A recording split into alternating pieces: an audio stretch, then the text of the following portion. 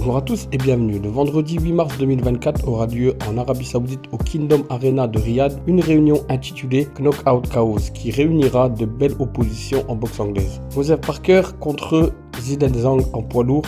Un combat très intéressant pour avoir une chance mondiale pour le vainqueur. Pour moi, Zhilei Zhang va mettre KO Parker dans la première partie du combat. Ray Vargas, lui, défendra sa ceinture des WBC des poids plumes contre l'anglais Nick Ball, numéro 1 de la catégorie. Mais le combat qui nous intéresse ici pour cette vidéo, c'est le combat entre Anthony Joshua, ancien champion du monde des poids lourds, contre Francis Ngannou, star du MMA dans la catégorie des poids lourds en 10 rounds. Je vais vous présenter les combats, les boxeurs et tenter de donner mon pronostic dans le respect des deux boxeurs. N'hésitez pas, bien sûr, comme toujours, à me donner votre avis dans l'espace commentaire et votre pronostic.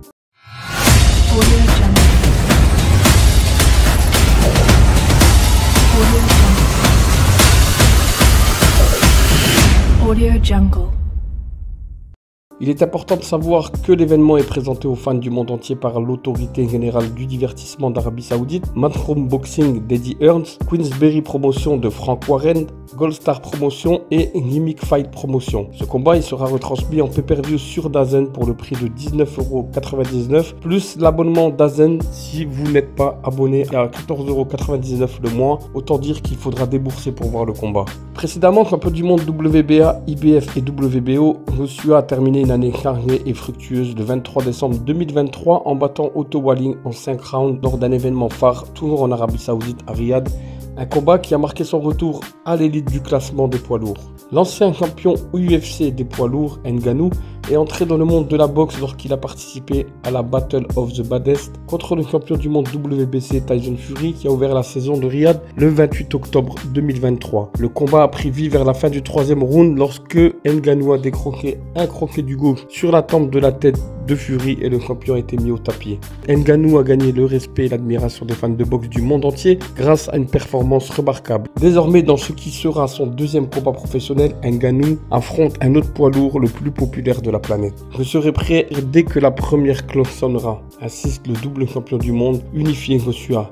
J'aborderai cette mission avec une concentration laser jusqu'à ce que le travail soit terminé. J'ai hâte de retourner à Riyad et je voudrais remercier le royaume d'Arabie Saoudite pour la passion dont il fait preuve pour moi-même et pour le sport de la boxe. Ngannou lui s'engage à continuer à faire taire les sceptiques lorsqu'il montera sur le ring pour son deuxième combat professionnel. Les gens ont toujours douté de moi et je leur ai toujours prouvé qu'il avait tort, a déclaré la star d'origine camerounaise. Il est clair que je suis un problème pour les boxeurs d'élite et Anthony Joshua devrait se préparer à un combat parce que je ne ressemble à rien de ce qu'il a jamais affronté. Ce sera un autre spectacle pour les fans de boxe à Riyad, mais cette fois, je n'ai pas l'intention de le laisser entre les mains des juges. Anthony Joshua a un palmarès de 30 combats, 27 victoires, dont 24 KO, 3 défaites. Il est classé 2e mondial sur BoxRec et avec une victoire probante sur Ngannou, il devrait avoir une chance mondiale pour le titre et prendre le gagnant entre Fury et Usyk, combat qui aura lieu le 18 mai 2024 également en Arabie Saoudite. Francis Ngannou, lui, a un palmarès de 20 combats en UFC, 17 victoires et 3 défaites. En boxe anglaise, comme je le disais, il effectuera son deuxième combat professionnel et est classé 33e mondial sur BoxRec. J'admire Francis Ngannou pour sa réussite et de là où il vient jusqu'à aujourd'hui. Mais il faut être honnête qu'en boxe anglaise, il lui manque encore beaucoup de choses. Après, il faut reconnaître qu'il a conquis le monde de la boxe anglaise contre Fury en octobre dernier. Mais pour suivre la carrière de Fury depuis ses débuts, je précise que j'avais dit que Fury serait le boss des poids lourds il y a déjà longtemps. Ce jour-là, il n'était que l'ombre de lui-même, ce qui n'enlève rien à la performance d'Ngannou ce soir-là. Ngannou a encore beaucoup de choses à prouver pour être considéré comme un grand boxeur en anglaise. Et bien sûr, il y a les pros Ngannou qui vont venir baragouiner, que je connais rien à la boxe, etc., etc.